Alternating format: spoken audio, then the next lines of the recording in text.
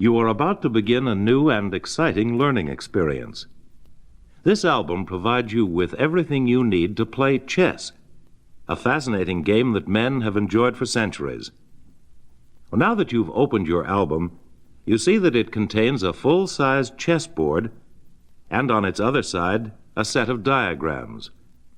You'll also find an envelope containing your plastic chessmen.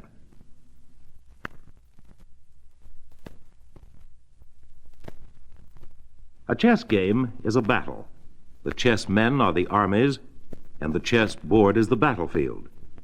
Notice that your chessboard is composed of 8 rows of 8 squares each, alternately colored black and white.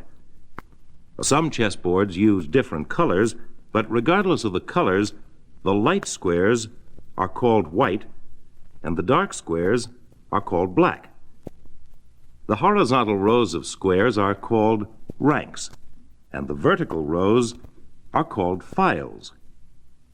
The rows, all of the same color that run obliquely, that is, at an angle, are called diagonals.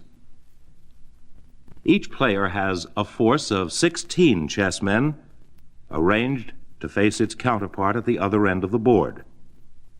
The player with the white chessmen is referred to as white, and the player with the black chessmen, naturally, is called black. Except for the color, the two armies are identical. Each player has 6 different kinds of chessmen. Look at the inside album cover to your left. Notice that each chessman is illustrated and identified by its name and the symbol that is used to represent it in chess diagrams. Each chessman is given a relative value to the number of pawns it is worth. The only piece not given a value is the king, since the king can never be captured or traded. The safety of the king is paramount, because the object of the game is to checkmate him, something we'll explain clearly later on. Each army consists of 1 king, 1 queen, 2 bishops, 2 knights, 2 rooks, and 8 pawns, a total of 16 men. Each player has his army marshaled on his own side of the chessboard. They line up on the last 2 rows as shown in the diagram for the starting position. The king and the queen, the 2 most important pieces, stand in the center of their forces. Flanking them are the bishops. Each of the royal figures has a bishop in attendance. The knights are placed between the bishops and the rooks. The rooks stand in each corner of the board. These pieces in the back row are the officers of the army. Just in front of them, in a row, stand the pawns, or infantrymen. Notice the color of the square in the extreme right corner. It is white. Remember that the white queen must stand on a white square at the beginning of the game, and the black queen on a black square. This is sometimes stated as queen on her own color, and it's an easy way to determine if you have set up the chessmen correctly. Each of the 6 chessmen moves in a different way. Each has its special powers and limitations. And it is this interplay of powers of the opposing armies that makes the game so interesting. Of course, if you don't know the rules and look at a game in progress, it may seem confusing. Some of the men go forward on the board, others may go backward, sideways, or on a diagonal. Some men may move 1 square, while others may move 2 or 3, or even the entire length of the board. From time to time, one of the men is captured and removed from the board. Well, this seemingly confusing or haphazard movement of the men will become clear in a few minutes as we explain how each man moves. As we describe the movement of each chessman, we suggest you actually move it in the pattern that is being described, and this will help you to get a beginning feel of the game.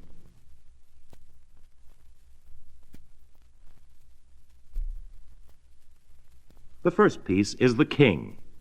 As we've implied, the entire game centers around him. He is a piece to be defended at all costs, and only occasionally does he participate in an attack. Thus, the chief function of all the other men is to protect him. The king moves in any direction, but only one square at a time. He can capture as he moves. Here a word about the piece's method of capturing. This is accomplished by any attacking piece moving into a square occupied by an enemy chessman in the attacker's line of movement.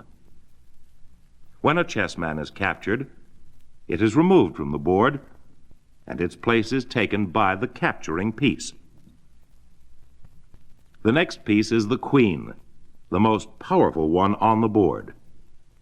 The queen can move any number of unobstructed, that is, empty squares in a straight line in any direction, to either side on any rank, or forward or backward on any file or diagonal.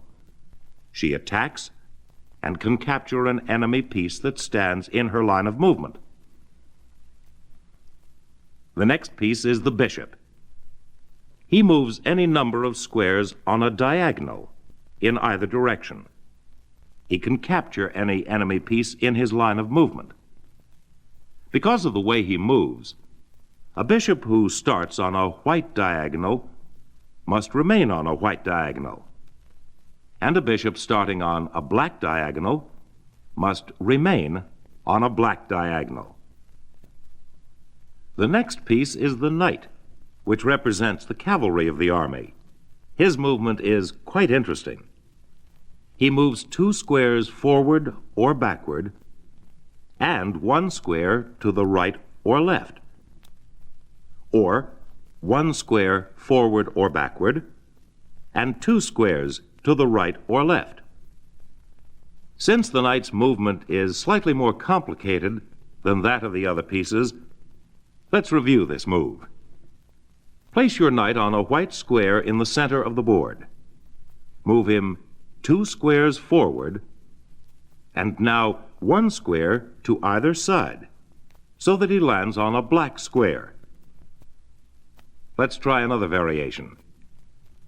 Starting from a white square, move the knight 1 square backward, and now 2 squares to either side, where he will again land on a black square. You'll notice that the knight must always move to a square of the opposite color from which he started.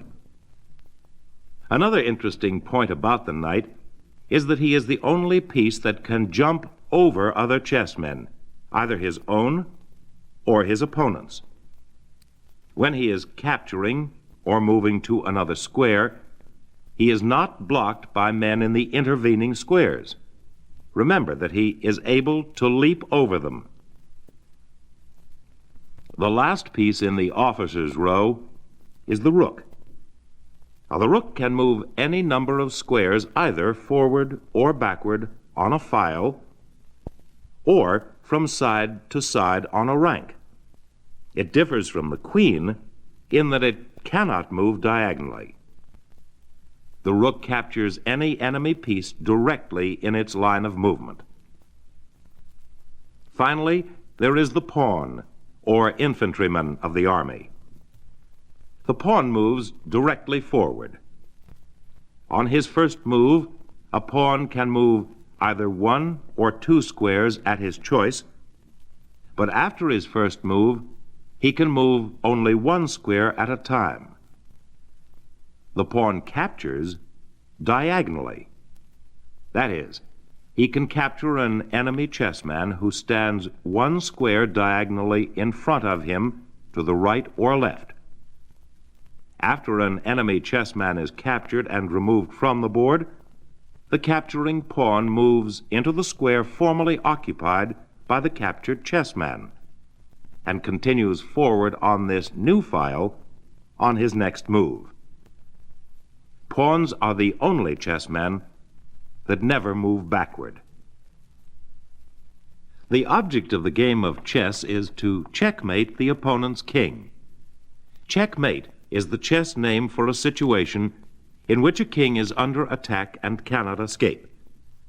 Any move that threatens the capture of the king is accompanied by an announcement of check made by the attacking player. If an opponent cannot defend his king against capture, the resulting situation is called checkmate.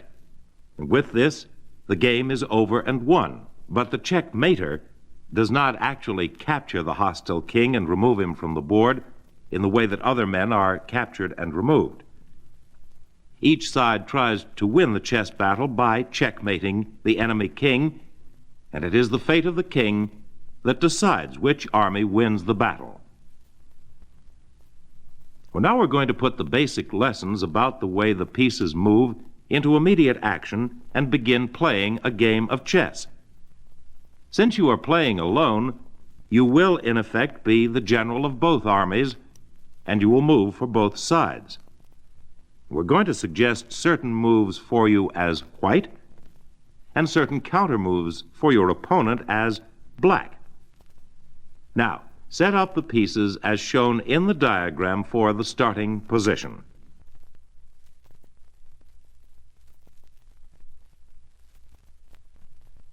By the rules of the game, white always moves first. And in this game, white moves pawn to king 4. Pawn to king 4. Now, what does that mean? Well, this is chess language to describe the following move. Find the white king. The pawn directly in front of him, now on the second rank, is called the king pawn. Move him 2 squares forward, so that he is placed on the 4th square of the king's file. And this move is called pawn to king 4. Black counters with pawn to queen 3. This move refers to the pawn directly in front of black's queen, now on black's second rank, and he moves 1 square forward, so that he is placed on the 3rd square on the queen's file. Here let's pause for a moment and clear up the questions you may have about how the various pieces are described with reference to their original positions on the board at the outset of a game. The king and queen present no problem, since each player has only 1 king and 1 queen. But what about the other pieces?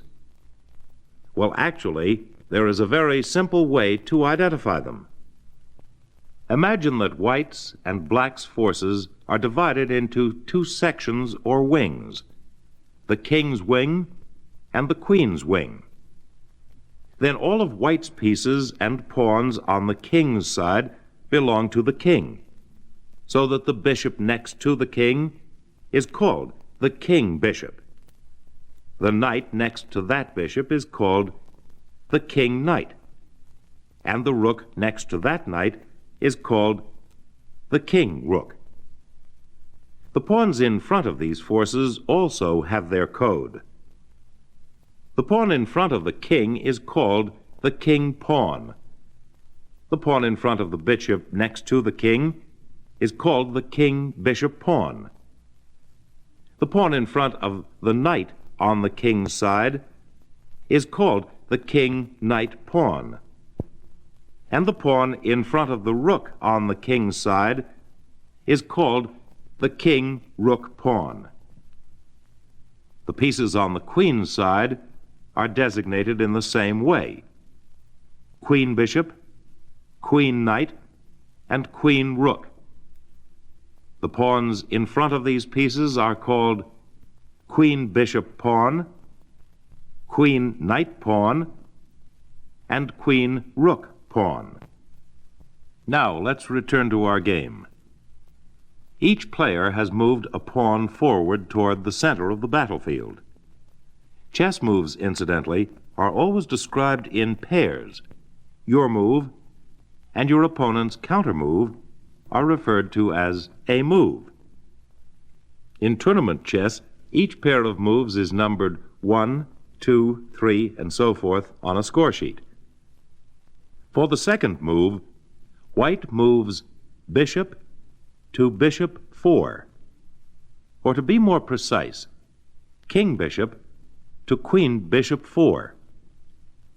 However, since only one bishop, namely the king bishop, has a diagonal open to him, he is obviously the one we mean, and so we abbreviate and just say bishop.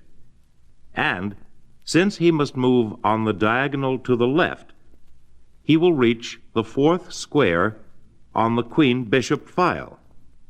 So the designation or code bishop to bishop 4 is sufficient to describe this move. With just a little experience, you'll have no trouble understanding this code. The white bishop now stands on the fourth rank of white's queen bishop file. Here let's take another moment and review the designations for the files or vertical rows. Of course, it's easy to tell the king and queen files. The other files are known by the pieces that stand on them in the starting position. So, for example, white's file to his extreme right is called the king-rook file. Next is the king-knight file, and then the king-bishop file. Designations are similar on the queen's side. Queen-bishop file, queen-knight file, and queen-rook file.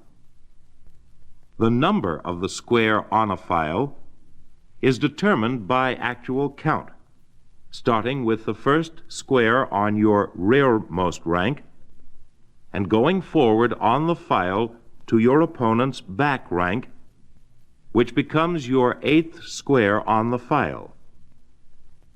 The process is just the reverse for your opponent's moves. What was termed your 8th square, actually on his rear rank, becomes his first square. Now back to our game. Black's counter move is knight to queen 2. Knight to queen 2 is an abbreviated designation for queen knight to queen 2. In this case, we can abbreviate this way, for it is the only black queen knight that can move to the empty square directly in front of the black queen. He does this according to the rules governing his movement, by moving 1 square forward and 2 squares to his left. He leaps over the 2 pawns, and he lands on the square just in front of the queen, called queen 2. The third move of white is knight to king bishop 3. Now here again, don't be confused. Even though the white king bishop is out in the center of the board, the empty square from which he started is still the first square of the king-bishop file. And since only the king-knight can possibly move to this file, we move him 2 squares forward, jumping over his pawn, and 1 square to the left, placing him on the 3rd square of the king-bishop file. Black countermoves by bringing his pawn to his king-knight 3. That is, he moves the pawn in front of the king-knight 1 square forward.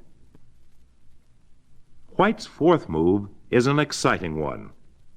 It is described as bishop takes pawn and check.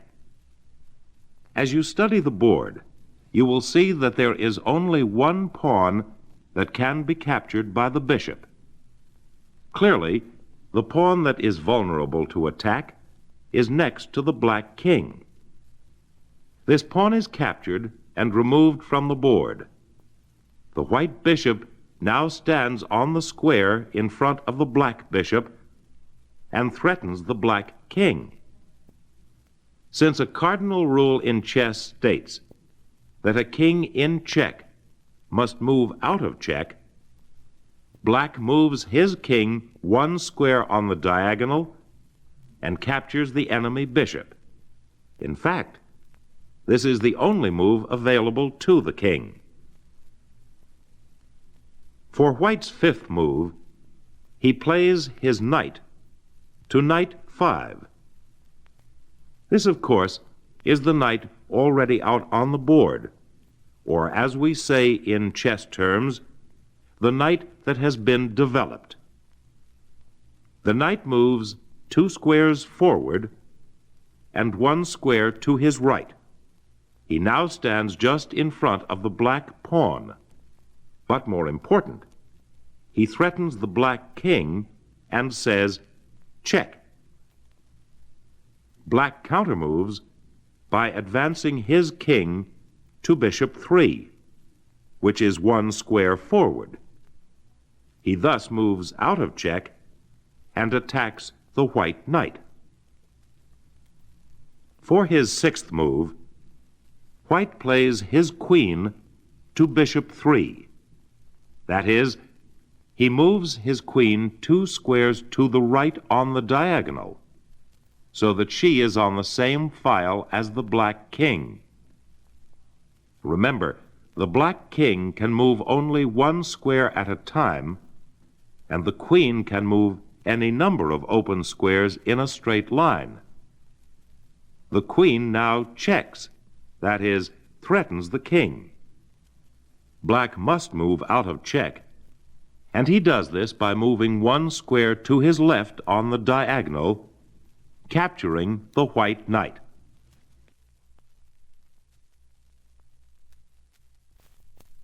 Now for a twist. White moves his pawn to queen 4. This is the pawn in front of the empty white queen's square, and he moves 2 squares forward. By doing this, he opens the diagonal for the queen bishop to attack the black king, who is again in check. Black moves his threatened king to rook 5, the only square open to him, which is 1 square forward on the diagonal to his left. Now for the final move of the game. White moves his queen 2 squares to the right to king rook 3, which is directly in front of the black king. White's move is checkmate.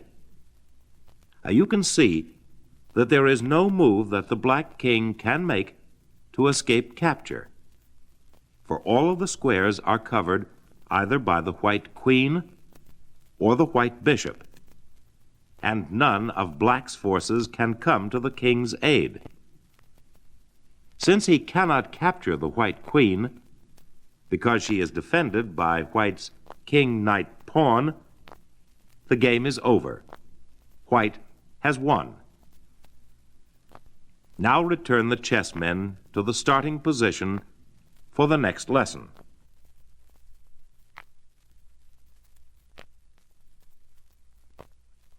Now we are ready to play our second and more difficult game. It will be more difficult for you because we are not going to describe the movement of the pieces on the board. We will assume that you now know chess language. So we will give you each move in chess code. In this lesson, we will be more concerned with strategy and planning. To plan an attack correctly, you must be able to evaluate your forces, because during the course of a game, you will have opportunities to exchange pieces. Now, by this we mean that you will have to decide on the wisdom of capturing a certain enemy piece when this action may involve losing a piece of your own in return. You must know whether you are gaining or losing each time you exchange or trade. If you gain enough pieces, or as we say in chess, gain enough material, your men will outnumber your opponents, and other things being equal, you will be strong enough to overpower him. While a king is the most important piece on the board, since without him there is no game, the queen is the most powerful. Using a pawn as a unit of measure, a queen is actually worth about 9 pawns. Each of the other pieces or officers is less valuable than the queen. See the listing on the left of your album, which gives the value of each piece. Consider that 2 rooks total 10 pawns and are slightly more valuable than 1 queen, and 2 bishops and a knight, or 2 knights and a bishop, add up to 9 pawns, the equivalent of a queen. Although these measures are only close approximations, they provide a helpful rule of thumb.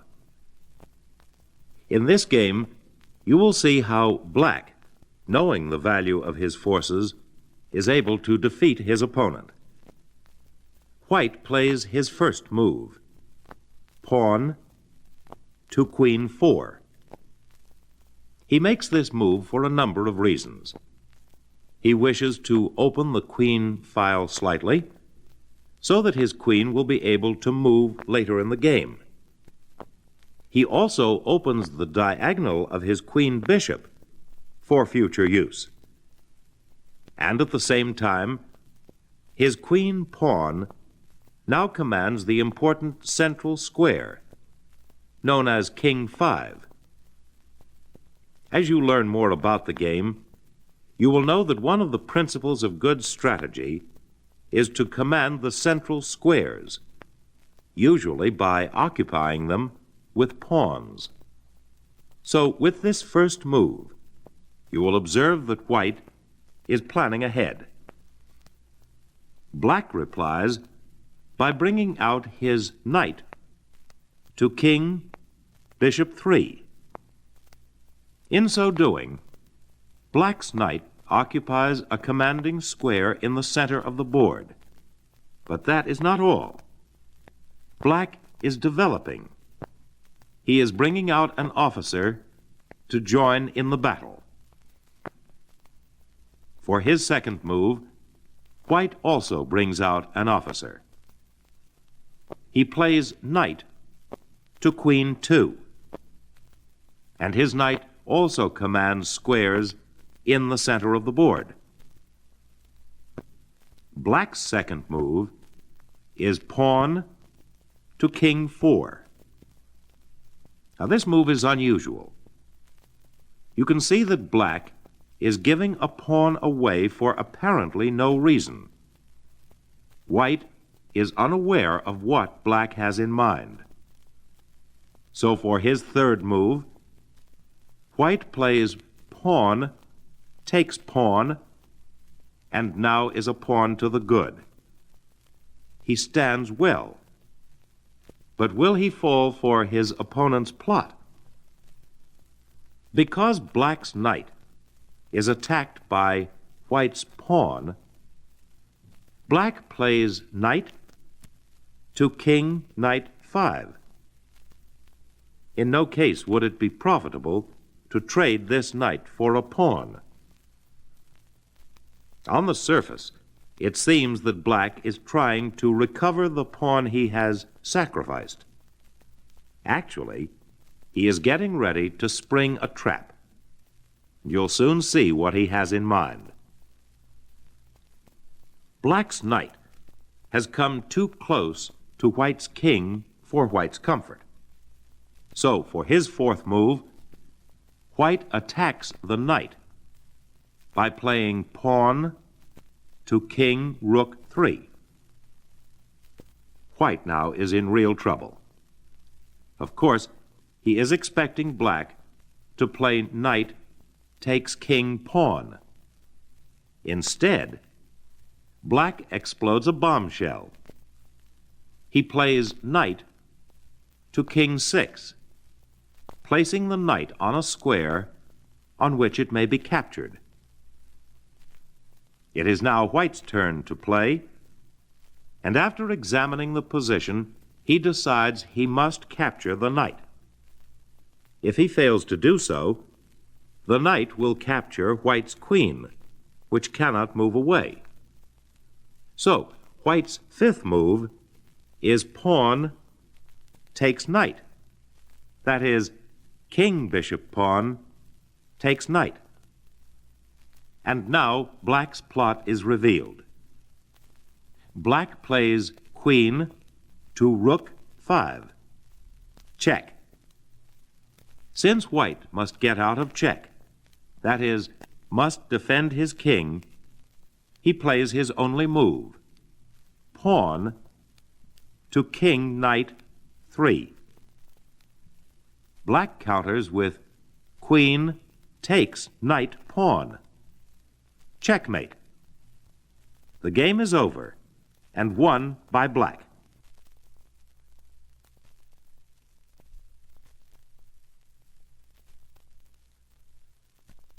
Let's return for a moment to consideration of the pawn's powers and discuss two other rules governing his movements. The first is called pawn promotion and is very much like receiving an officer's commission. When a pawn reaches the 8th rank, that is to say, the last square in a file, it must be converted or promoted to a queen, rook, bishop, or knight, according to the player's choice. Generally, a player will choose a queen, since this piece is the strongest on the board. But in certain rare positions, which need not concern us here, a lesser piece may be selected. The second special movement for the pawn is called en passant, or in passing. Now, this move is an unusual form of capture, and one that you probably will not use until you become more experienced in the game. But we'll describe it here briefly, referring you to the diagram on the left of your album. On its first move, if a pawn moves 2 squares, bypassing an adjoining, opposing pawn on its own 5th rank, the opposing pawn may capture the moving pawn just as though it had moved only 1 square. The captured pawn is then removed from the board, and the capturing pawn is placed on the 3rd rank of the captured pawn's file. Now, this move, if it is to be made at all, must come as an immediate reply to the 2-square advance of the hostile pawn. If the en passant privilege is not exercised at once, the option is lost. Remember, this is an advanced move, and one you will come to understand more clearly as you become more experienced. Don't worry too much about it now. 2 more situations are governed by rules which complete the basics of chess. The first is called stalemate. Stalemate occurs when a player, although not checkmated, can make no legal move upon his turn. The game then ends in a stalemate, which is technically a draw. The next rule is called castling. Castling is a chess maneuver designed, among other things, to place your king in a position where he is relatively safe from enemy attack. It is the only time when a player's 2 pieces, specifically a king and a rook, can move during 1 turn.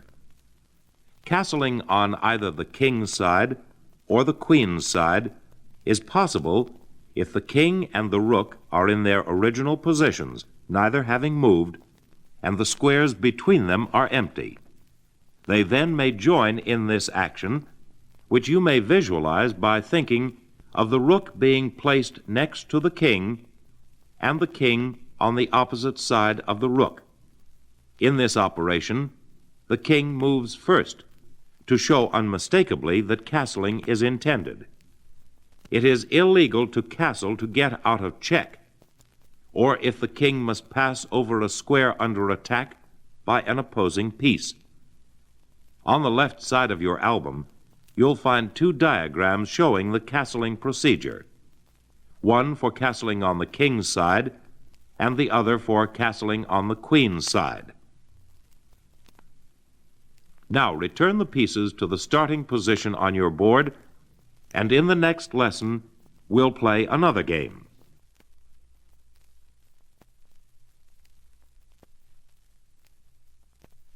In this game, we will again analyze the strategy and tactics of each player.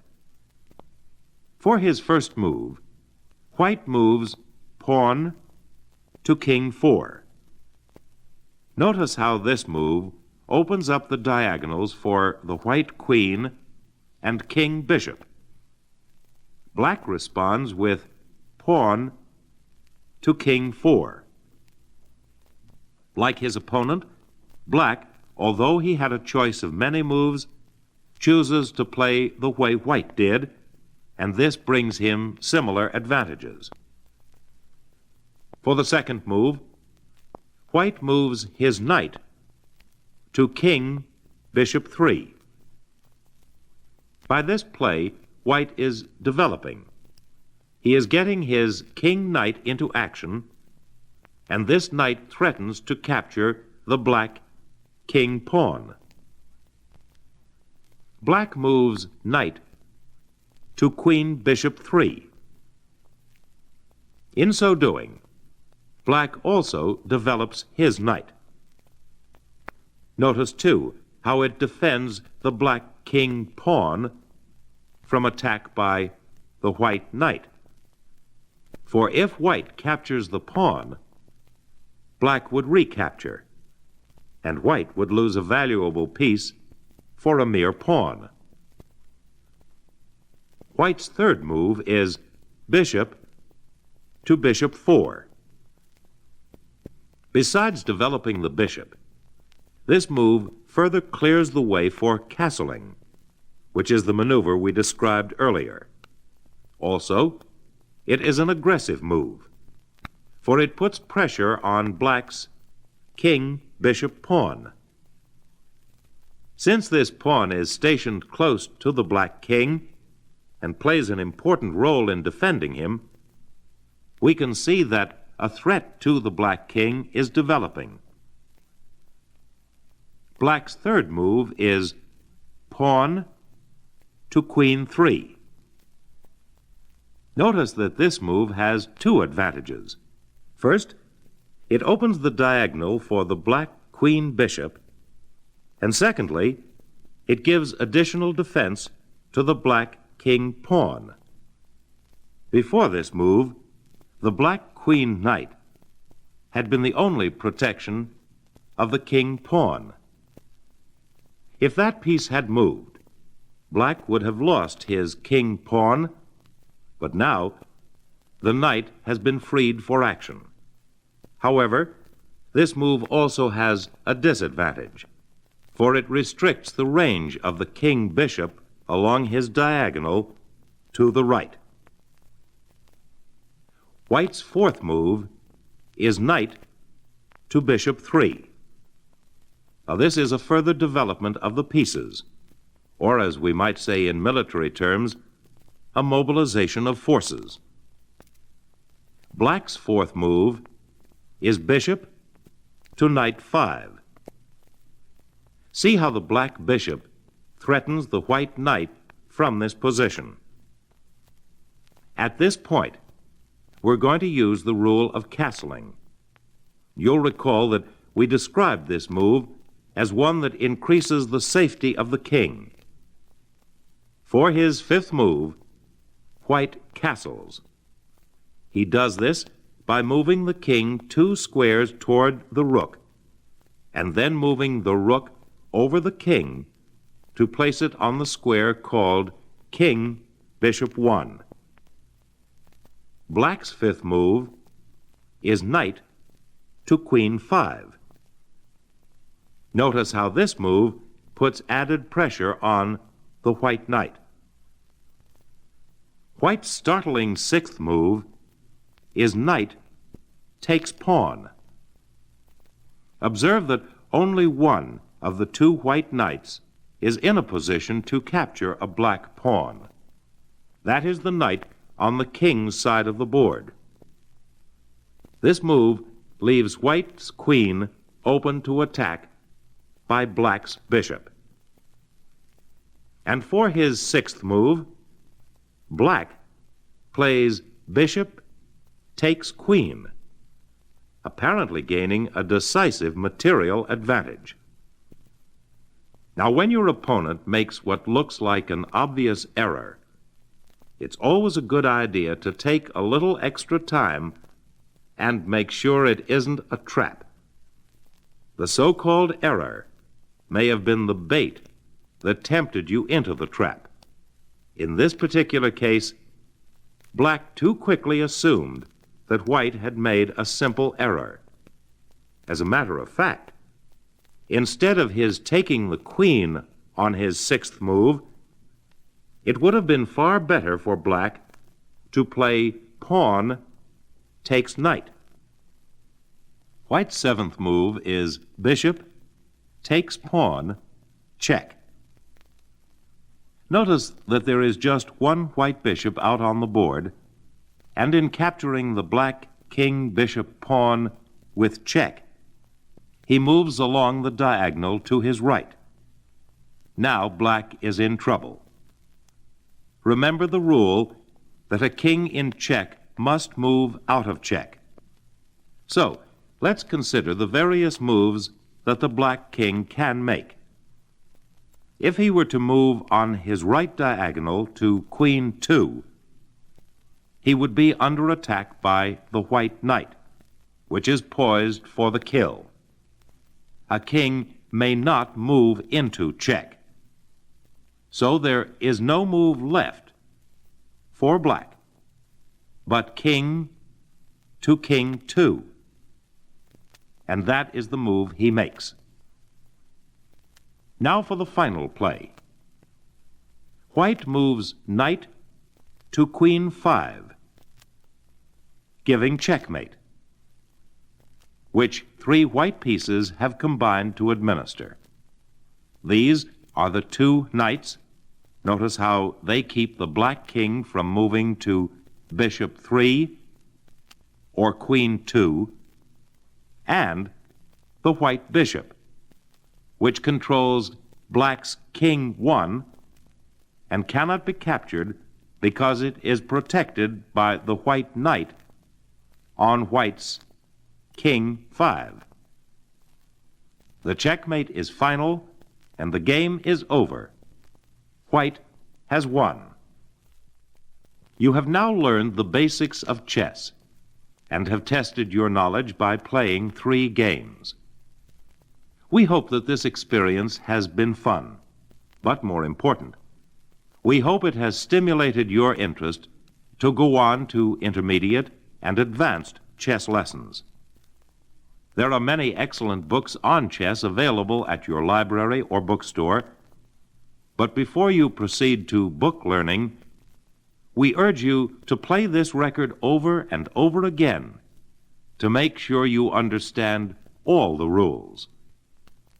You will find that as you replay the chess games, you will gain additional understanding and fresh insights into why certain moves were made and why every move should be a part of a larger plan.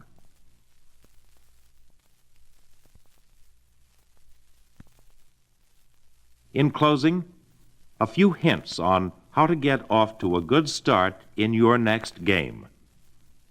Always begin by advancing your pawn to king 4 or queen 4 on your first move. In this way, you will not only attempt to gain control of the central squares, as the masters do, you will also be readying your king bishop and queen, or your queen bishop and queen for future development. Never move the same man twice in the early part of the game, at least not until you have brought out most of your other men for action. An attack requires concerted action, and a single-man foray without assistance from the other forces is doomed to failure. Resist the temptation to bring out your queen until most of your men assume their best positions. Your queen is the most powerful single unit you command, and if you bring her out early, you are apt to lose her. Even if you are lucky enough not to lose her, you may still suffer. Your queen will likely be attacked by the enemy forces, and while she will be avoiding capture by moving about, your opponent will gain time to bring out his men at your expense. Never forget that your king is the most important man of your army. If you lose the king, you lose the game. Consequently, think of the safety of your king as your most important problem. In this connection, castle early, preferably on the king's side of the board, so that your king will occupy a strong defensive bastion. When most of the major pieces have been exchanged and you have reached an end game, and your king is reasonably safe from enemy action, use your king for attack and defense. He can wield a powerful influence in promoting your plans. Always bear in mind that chess is a game of give and take, but be certain, by taking a mental count of the values of the chessmen, that in an exchange you are getting as much as you are giving. Of course, there will be times during the course of a game when you will find yourself behind in material. Even the greatest masters make errors. In such a case, your worst plan would be to exchange men. For with every exchange, your disadvantage grows proportionately greater. You must, in this case, avoid exchanging. You must complicate and attempt to confuse your opponent. You must try to divert his attention from his correct plan. On the other hand, when you are material to the good, you ought to try to exchange and reduce the position to a winning ending. Lastly, bear in mind, too, that chess is not a one-sided game. You have an opponent, and whatever he does ought to influence your own plan. So before making your move, try to reason out what your opponent has in mind. If you think he has a bad plan, let him go ahead with it. In fact, encourage him if you can. But if he has a good plan, take appropriate counteraction to head him off.